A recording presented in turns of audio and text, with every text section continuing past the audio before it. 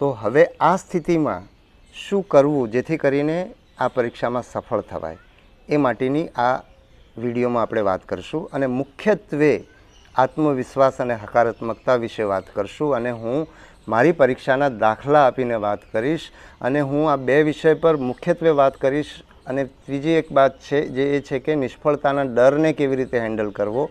આ ત્રણ વિષય વિશે જ હું વાત કરીશ કારણ કે જ્યારે પરીક્ષા આટલી નજીક હોય ત્યારે આ જ બાબતો આપણને સૌથી વધારે આપણા માટે મહત્ત્વની હોય છે કારણ કે જેમ જેમ પરીક્ષા નજીક આવે એમ આપણને પરીક્ષાનો ડર લાગવા માંડે, નિષ્ફળ થવાનો ડર લાગવા માંડે, આપણો આત્મવિશ્વાસ હાલવા ડોલવા માંડે, ચિંતા થવા માંડે, આ બધી વસ્તુઓ થતી હોય છે।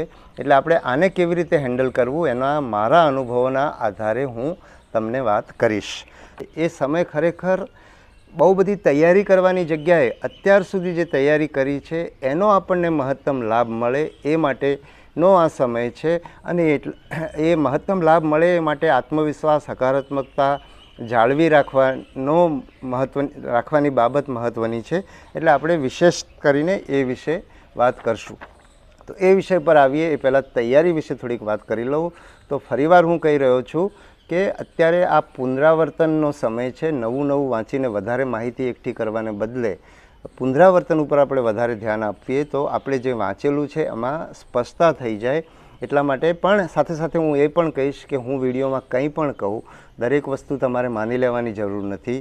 હું કહું છું એને તમે એવું ના કરતા હો તો તમે પરીક્ષામાં સફળ નહીં થાવ એવું પણ માની લેવાની જરૂર નથી। તમારી પોતાની પદ્ધતિ હોઈ શકે એ વસ્તુ ઉપર ખાસ ધ્યાન આપજો।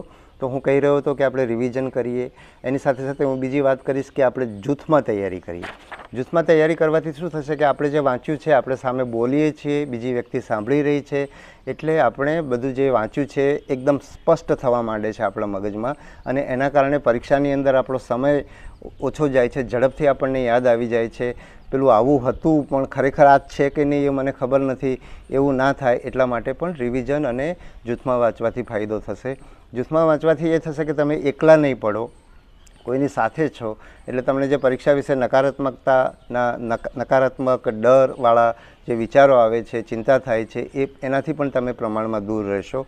તમે જો સાથે બેસીને ના વાંચી શકો તો તમે દૂર ટેલિફોનથી કે ટૂંકમાં ઓનલાઈન પણ એકબીજા સાથે તૈયારી કરી શકો છો। એટલે એક જૂથમાં તૈયારી કરવા તરફ ધ્યાન આપજો। પણ સાથે સાથે જ્યારે તમે જૂથમાં તૈયારી કરો ત્યારે એક ભય સ્થાન એ રહેતું હોય છે કે તમે વાતે વળી જાઓ અને તમારો સમય ના બગાડો, એટલે એના ઉપર પણ તમે ધ્યાન આપજો।